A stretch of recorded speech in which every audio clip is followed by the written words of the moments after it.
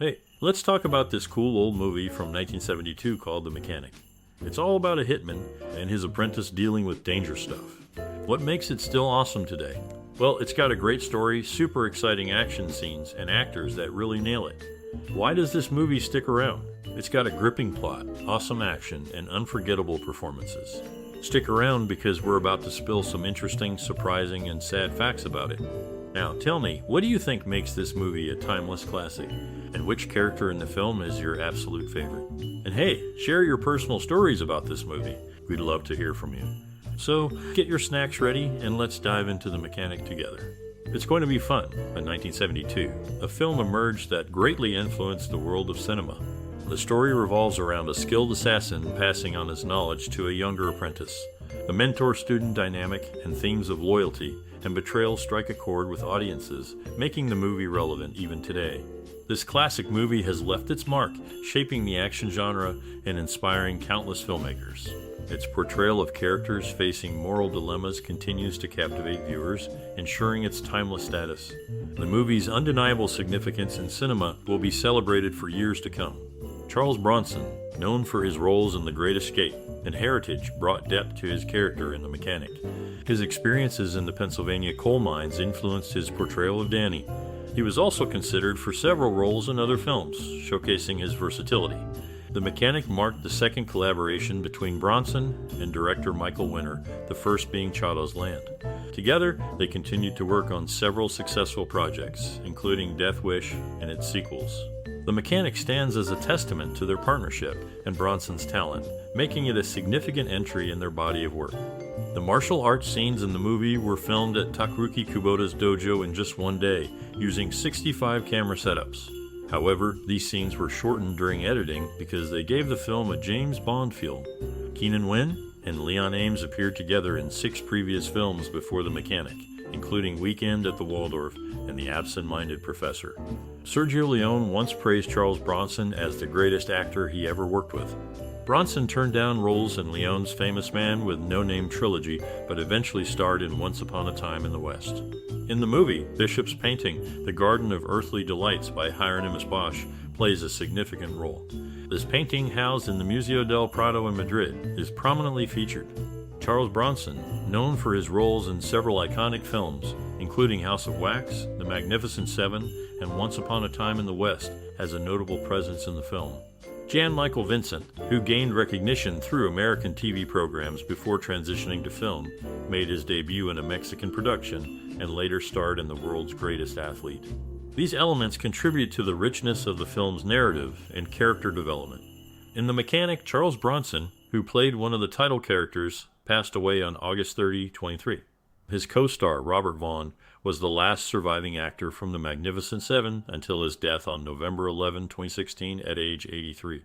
Jan Michael Vincent, another actor in the film, won the Most Incoherent Guest of the Year award on the Howard Stern radio show in 1997.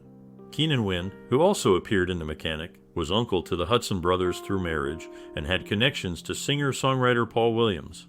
Unfortunately, his daughter Emily died from cancer at age 20, while his granddaughter Jessica Keenan Wynn pursued a career in Broadway.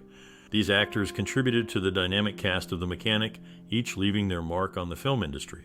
Charles Bronson, whose name is often remembered in movies for being tough, was considered for Ernest Borgnine's role in a film. He met his second wife, Jill Ireland, while working on a movie with her then-husband. Bronson's tough guy image and serious demeanor left a strong impression on action movies. His career was filled with famous roles and memorable performances that people all over the world still enjoy today. Directed by Monty Hellman, who had critical success with Two Lane Blacktop, the film later switched directors to Michael Winner, known for directing Bronson in Chato's Land. This marked the final appearance of actress Sarah Taft.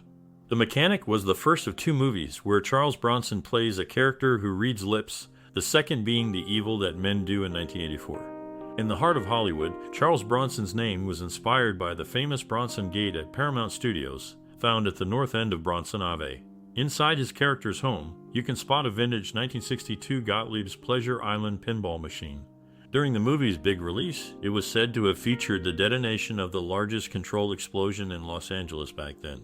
This explosion involved 5 tanks filled with butane fuel and 9 pounds of black powder. The target was a 50-year-old rundown hotel, matching the age of the film's lead, Charles Bronson. These gritty details add a layer of realness to the movie, as the explosive scene reflects the tough nature of both the setting and the star.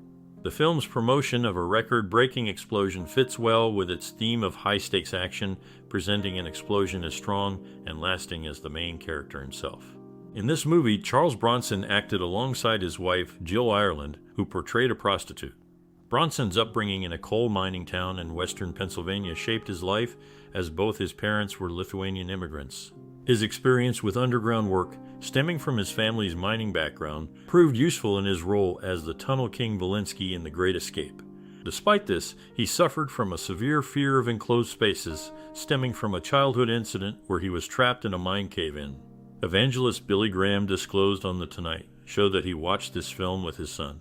These facts shed light on the personal and professional aspects of the individuals involved in the 1972 movie, highlighting their unique backgrounds and experiences. In the movie, Louise, the girlfriend who considers suicide, was portrayed by Linda Ridgeway. She's among the accusers of Crosby, claiming her incident occurred in 1971.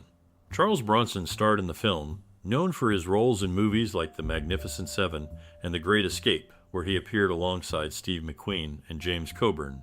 Originally, Martin Ritt was supposed to direct, with Burt Lancaster or Kirk Douglas possibly taking the lead role.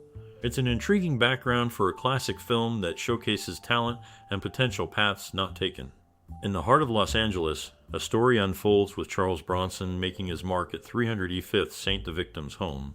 Now just a memory, stands witness to the efficiency of a hitman's work. The nearby hotel, where he captures moments on film, is now gone, replaced by the Los Angeles mission. Before Jan Michael Vincent took on a role, Richard Dreyfuss was considered.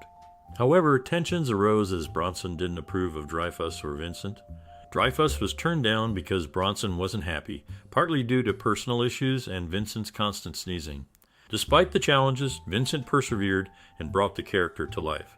Jill Ireland, linked by marriage to David McCallum and Charles Bronson, has a connection to The Great Escape. Her life intertwines with the movie as both husbands, notable actors, had roles in it. A tale of hitmen and revenge, The Mechanic explores the complexities of relationships both on and off screen, leaving a mark on Hollywood's history.